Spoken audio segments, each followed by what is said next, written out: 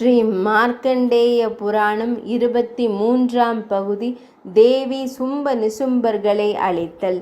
இரணியன் வம்சத்தில் தோன்றிய சும்பன் நிசும்பன் என்ற அரக்கர்கள் பிரம்மதேவரிடம் வரங்கள் பெற்று மமதை கொண்டு இந்திரலோகத்தை கைப்பற்ற தேவர்கள் தேவியே தங்களை காப்பாற்ற முடியும் என்று அறிந்து அவளை சரணடைந்தனர். அன்னை பார்வதி தேவி அப்பொழுது நீராடிக் கொண்டிருந்தாள். அதனால் அவள் தன் உடலில் இருந்து ஒரு சக்தியை வெளிப்படுத்தி அரக்கர்களை அழித்து தேவர்களை காக்கும்படி அனுப்பி வைத்தாள். அந்த சக்தியின் பெயர் கௌசிகி. தன் சக்தியை வெளியே அனுப்பிவிட்டதால் பார்வதி நீல நிறமாகிவிட்டாள். மிகவும் அழகு வாய்ந்த கௌசிகி அன்னை அரக்கர்களை அழிக்க சேனையுடன் புறப்பட அகுதறிந்த சும்ப நிசும்பர்கள் வேவு பார்த்து வர சாரணர்களை அனுப்ப அவர்கள் திரும்பி வந்து கௌசிகியின் அழகை குறித்து விவரித்து அவளை மனைவியாக அடைவதே பெரிய பேறு என்றனர். அவர்களின் உரையாடலை கேட்டு கௌசிகியின் மீது மோகம் கொண்ட சும்ப நிசும்பர்கள் சுக்ரீவன் எனும் தூதனை அனுப்பி அவளை விரும்புவதாக கூறி அவர்களுள் ஒருவரை திருமணம் புரியுமாறு சம்மதம் பெற்று வர அனுப்பினான். சுக்ரீவன் தேவியிடம் சென்று செய்தி கூற அதை கேட்ட தேவி புன்னகைத்து தன்னை யார் போரில் வெல்லுகிறானோ அவனையே திருமணம் செய்வதாக கூறி அனுப்பினாள். எனவே இருவரையும் போருக்கு வரச்சொல் என்று கூறி அனுப்பினாள். சுக்ரீவன் திரும்பி வந்து செய்தி கூற தாமிரலோச்சனன் என்ற சேனாதிபதியை கௌசிகியை எப்படியாவது உயிருடன் பிடித்து வருமாறு ஆணையிட்டு அனுப்பி வைத்தான். தாமிரலோச்சனன் கௌசிகியை அணுகி தான் பெண்ணுடன் போர் செய்ய வரவில்லை என்றும் சும்ப நிசும்பர்களில் ஒருவரை திருமணம் செய்து சுகமாக வாழுமாறும் இல்லாவிட்டால் பலாத்காரமாக தூக்கிச் செல்வதாக கூறினான். செய் பார்க்கலாம் என்று தேவி விளையாட்டாக கூற தாமிரலோச்சனன் அவளை தூக்க முயல தேவி முழக்கமிட்டாள். உடனே அவன் எரிந்து சாம்பலாயினான். அதற்கு பின் சண்டன் முண்டன் என்ற இரு சேனாதிபதிகள் கணக்கற்ற ராட்சச வீரர்களுடன் வர இரு தரப்பிற்கும் ஏற்பட்ட போரில் அரக்க வீரர்கள் பெருமளவில் அழிவதை கண்ட சண்டன் ஒரு கதாயுதத்தை தூக்கி கொண்டு தேவியை தாக்க ஓடி வந்தான். தேவி அவன் தலையை வாளால் வெட்டி வீழ்த்தினாள்.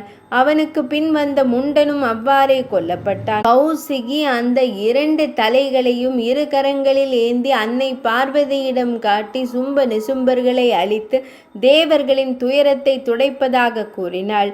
அன்னை பார்வதி தேவி மகிழ்ந்து சண்டனை கொன்று அவளுக்கு சண்டிகை என பெயரிட்டாள். செய்தி அறிந்த சும்ப நிசும்பர்கள் பெரும் போருக்கு தயாராகினர். சண்டிகைக்கு உதவியாக பிராமணி, மாகேஸ்வரி, கௌமாரி, வைஷ்ணவி, வாராகி, நாரசிம்மி, இந்திராணி முதலிய சக்திகள் போர்க்களத்தில் கௌசிகிக்கு உதவ வந்து சேர்ந்தனர். தேவி ஒரு தூதுவனை சும்பனிடம் தேவர்களை ஒப்படைத்து சரணடையுமாறு கூறி வர அனுப்பி வைத்தாள்.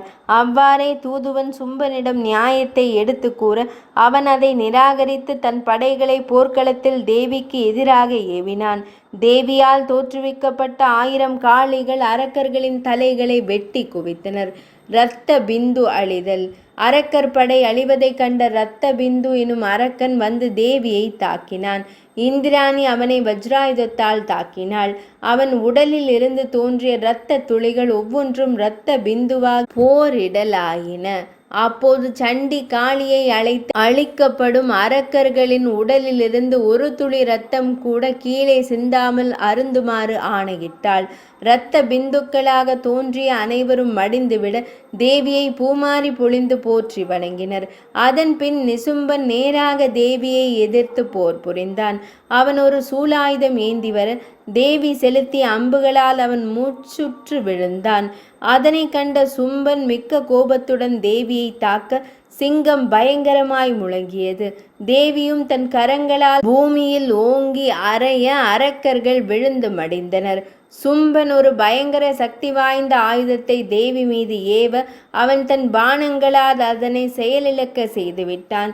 இந்நிலையில் மூர்ச்சை தெளிந்து எழுந்த நிசும்பன் ஒரு கதாயுதத்தை தேவி மீது வீசிட அவள் அதை தடுத்து நிசும்பன் மார்பில் தாக்க அவன் கீழே விழுந்தான். அவன் உடலில் இருந்து மற்றோர் அசுரன் தோன்றி தேவியை எதிர்க்க தேவி அவன் தலையை வெட்டி வீழ்த்தினாள். அரக்கர் சேனைகள் அழிந்தன. அதை கண்ட சும்பன் பல சக்தி தேவிகளின் துணையிலேயே நீ வெற்றி அடைகிறாய், தனித்து போர் செய்து பார் என்று சவால் விட்டான்.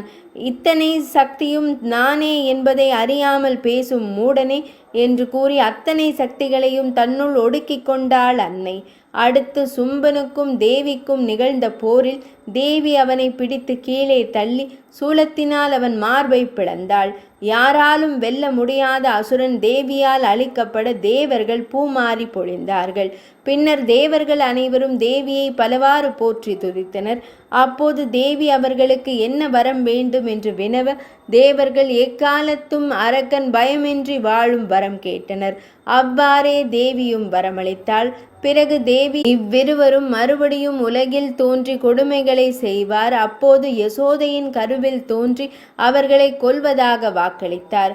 சமேதனெனும் முனிவர் இந்த கதையினை சுரதனெனும் அரசனுக்கும் சமாதி என்ற வைத்தியனுக்கும் அவர் கூற அவர்கள் தேவியை ஆராதிக்கும் வழியை உபதேசிக்க வேண்டினர்.